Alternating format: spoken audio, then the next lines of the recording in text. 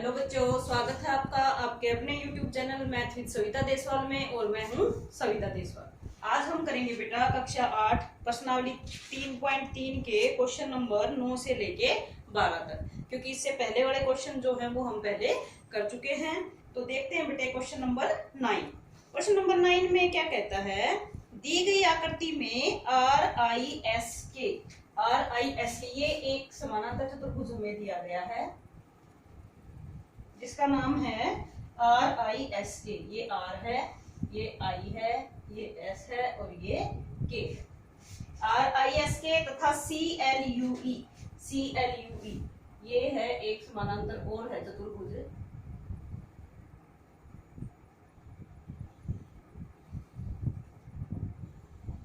इसका नाम है, ये जो पॉइंट है यहाँ पे इसको क्रॉस कर रहा है बेटे, यहाँ एक ही सेम पॉइंट नहीं है, अलग अलग ये। तो इसको भी हमें थोड़ा सा थोड़ा आगे बढ़ाना पड़ेगा। ऐसे ये है C, ये L, ये U और ये E। RIS के एक अलग समानांतर चतुर्भुज है और CLUE ये भी एक समानांतर चतुर्भुज दिया गया है। x का मान ज्ञात कीजिए। अब x कहाँ पे है, x ये यहाँ पे जहां ये क्रॉस कर रहा है ये x है और ये है 120 डिग्री, ये है 70 डिग्री और हमें क्या ज्ञात करना है बेटे, हमें ज्ञात करना है x का मान। अब हमें ये पता है किसी भी समानांतर चतुर्भुज के अंदर आमने सामने के जो कोण होते हैं उनका माप बराबर होता है। तो आमने सामने के कोण कौन से हुए, ये अगर 120 डिग्री है के, तो इस समानांतर चतुर्भुज में कौन से में, KRIS में ये कोण हो जाएगा 120 डिग्री का। लेकिन इसकी हमें कहीं आवश्यकता नहीं है। ये जो दोनों कोण है, क्योंकि ये दोनों समानांतर रेखाएं हैं, तो अंतर अभिमुख कोणों का योग होता है 180 डिग्री। इसलिए जो कोण R है वो कितना हो जाएगा, 180 में से 120 को घटाएंगे तो 60 डिग्री हो जाएगा। लिखेंगे क्या, कोण K जमा कोण R किसके बराबर होता है, 180 डिग्री के बराबर होता है। क्यों होता है, अंतः कोणों का योग जो होता है वो 180 डिग्री होता है। तो अंतः कोण क्या होते हैं, समपूरक भी कह सकते हो, क्योंकि पूरक कोणों का योग 90 डिग्री होता है और समपूरक कोणों का योग 180 डिग्री होता है। तो अंतः कोण क्या होते हैं, समपूरक होते हैं। ये आपको कारण लिखना पड़ेगा। तो K और R का जोड़ क्योंकि 180 डिग्री है, K का मान 120 है, जमा कोण R बराबर 180 डिग्री, तो कोण R बराबर हो जाएगा 180 माइनस 120, तो कोण R का मान हो जाएगा बेटे 60 डिग्री। अब क्योंकि KRIS जो है वो एक समानांतर चतुर्भुज है, तो समूह कोण जो है बराबर होते हैं, इसलिए कोण S जो है वो क्या हो जाएगा, 60 डिग्री का हो जाएगा। क्या लिखेंगे, जितने डिग्री का कोण R है उतने डिग्री का ही कोण S है। कारण क्या लिखेंगे, समानांतर चतुर्भुज के सम्मुख कोण, कौन से सम्मुख कोण जो है वो बराबर होते हैं। समानांतर चतुर्भुज के सम्मुख कोण बराबर होते हैं, तो इसलिए कोण S भी कितना हो गया, हमारा कोण S जो है वो भी 60 डिग्री का हो जाएगा। अब हमें मान तो 60 x का चाहिए था ना। अब x कितने डिग्री का होगा उसको निकालने के लिए क्या करेंगे, अब जो हमारा ECLU जो समानांतर चतुर्भुज है उसमें जितने डिग्री का कोण L होगा उतने डिग्री का ही इसके सामने वाला कोण E होगा। यानी कि जितने डिग्री का कोण L है उतने डिग्री का ही कोण E है।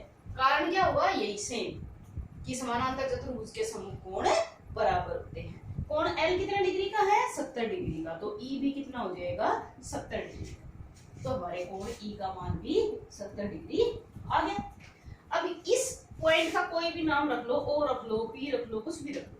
ये जो EOS है ये क्या हो गया, एक त्रिभुज हो गया, और त्रिभुज के तीनों कोणों का योग कितना होता है, 180 डिग्री होता है। तो क्या लिखेंगे, त्रिभुज क्या, EOS में त्रिभुज के तीनों कोणों का योग कितना होता है, 180 डिग्री। और तीनों कोण कौन कौन से हैं, कोण E जमा कोण S और जमा कोण O, इन तीनों का जोड़ हो जाएगा 180 डिग्री मान रख देते हैं। कोण ई का मान है 70 डिग्री, एस का है 60 डिग्री और कोण ओ बराबर 180।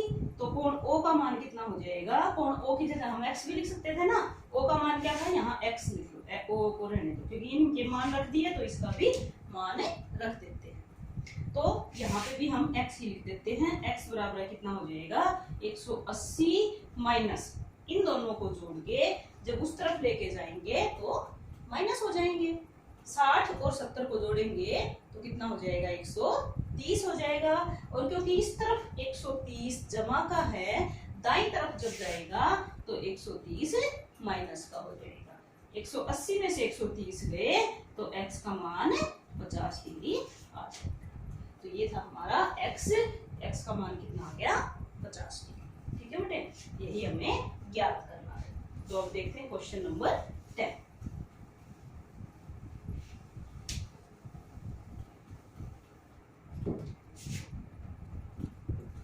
क्वेश्चन नंबर 10 में क्या कहता है? बताइए कैसे यह आकृति एक समलंब है, इसकी कौन सी दो भुजाएं समानांतर हैं। आकृति जो 3.32 दे रखी है इन्होंने, ये आकृति हमें दे रखी है, इसके नाम है के एल एम एन, एम और एन। ये दे रखा है इन्होंने 100 डिग्री और ये जो कोण है ये दे रखा है इन्होंने 80 डिग्री। तो इन्होंने पूछा है कि क्या यह आकृति एक समलंब है? कैसे है? अगर समलंब है तो कैसे है? अब हमें पता है अगर अंत्य कोणों का योग 180 डिग्री हो, यहाँ पे क्या हुआ कि कोण M जमा कोण L कितना है? 180 डिग्री है ना। कैसे 180 डिग्री? 100 और 80 को जोड़ेंगे तो कितना आ जाएगा? 180। यूं लिख सकते हो 100 प्लस 80 कितना आ गया? 180 डिग्री। अब 180 आ गया तो इसका मतलब क्या हुआ कि जो NM लाइन है, NM रेखाखंड है, वो KL के समानांतर हो गया। और समलंब की जो परिभाषा है बेटे वो यही है कि अगर किसी चतुर्भुज के एक युग्म, भुजाओं का एक युग्म अगर समानांतर हो तो वह चतुर्भुज समलंब कहलाता है। तो इस चतुर्भुज में एक युग्म जो है LM और KL यानी दो भुजाएं जो है, युग्म का मतलब होता है जोड़ा, पेयर, तो दो भुजाओं का जो एक जोड़ा है वो आपस में समानांतर है। तो इसलिए क्या हो गया कि ये जो चतुर्भुज है ये एक समलंब है। तो कारण क्या हुआ? NM जो है KL के समानांतर है, इसलिए क्या है? यह एक समलंब है। फिर ये कहता है इसकी कौन सी दो भुजाएं समानांतर हैं? इसकी NM और KL भुजाएं आपस में समानांतर हैं। कारण क्या है? क्योंकि इसके अंत्य अभिमुख कोणों का योग 180 डिग्री है, या यूं कह सकते हैं कि इसके अंत्य अभिमुख कोण जो हैं वो समपूरक हैं, इसलिए ये एक समलंब है। ठीक है, ये था हमारा क्वेश्चन नंबर 10। अब देखते हैं क्वेश्चन नंबर 11।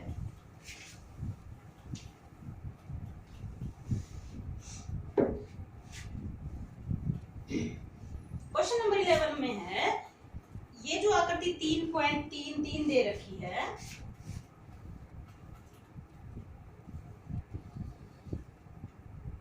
ABCD ABCD, इसमें कोण B है 120 डिग्री का। अब क्या कहता है ये इस क्वेश्चन में कि आकृति 3.33 में कोण C ज्ञात कीजिए। C कौन सा? ये वाला, ये हमें ज्ञात करना है। कोण C ज्ञात कीजिए यदि AB और CD आपस में समानांतर हों। अब इन्होंने क्या दे दिया कि AB जो है वो CD के समानांतर है। अगर ये दोनों समानांतर हैं तो कोण B जमा कोण C का मान कितना होना चाहिए? 180 डिग्री। जब दो भुजाएं आपस में समानांतर होती हैं और उनको एक तिर्यक रेखा काटती है तो उसके अंत्य अभिमुख यानी अंदर वाले जो हमने ये एक ही साइड के जो कोण होते हैं उनका योग 180 डिग्री होता है। तो कोण B और कोण C का योग जो होगा वो 180 डिग्री होगा। कोण B का मान है 120 डिग्री, C का हमें निकालना है और दोनों का योग 180 डिग्री है, इसलिए कोण C बराबर है 180।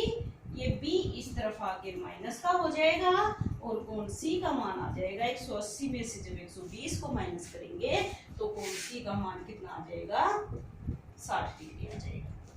तो ये कहता है कोण सी ज्ञात कीजिए यदि ये दोनों समानांतर हो तो कोण सी का मान आ जाता है हमारा 60 डिग्री। ठीक है बेटे, ये था क्वेश्चन नंबर 11। अब करते हैं क्वेश्चन नंबर 12 जो इस एक्सरसाइज का आखिरी क्वेश्चन है।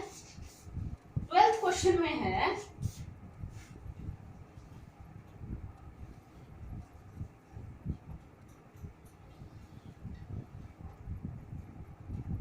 ये दे रखा है P Q R S, P Q R S. आकृति 3.34 में कोण P तथा कोण S की माप ज्ञात कीजिए। यानी हमें P और S ये दोनों कोण ज्ञात करने हैं। यदि SP समानांतर RQ यानी ये दोनों भुजाएं अगर आपस में समानांतर हैं तो। और क्या दे रखा है, इन्होंने कोण R 90 डिग्री दे रखा है। इस जो निशान है इसका मतलब होता है इसके ऊपर परपेंडिकुलर यानी लंब 90 डिग्री का एंगल। तो ये 90 डिग्री का है, 90 डिग्री का है। और कोण Q जो है वो 130 डिग्री का है। हमें ज्ञात कोण कौन से करने हैं, S और P। अब फिर वही बात आ जाती है बेटे, अगर ये दोनों रेखाएं समानांतर हैं तो अंत्य अभिमुख कोणों का योग कितना होगा, 180 डिग्री होगा। तो कोण S प्लस कोण P कितना होगा, 180 डिग्री। कोण S P का मान है 90 बराबर 180। तो कोण S का मान हो जाएगा 180 में से ये जो 90 है ये दाईं तरफ जाके माइनस का हो जाएगा। तो कोण S बराबर आ जाएगा 180 में से 90 को जब माइनस करेंगे तो 90 डिग्री। अब हमें ज्ञात करना है कोण P का मान। P में भी वही होगा कि कोण P और कोण Q इन दोनों का योग 180 डिग्री होगा। यानी कोण P प्लस कोण Q बराबर 180।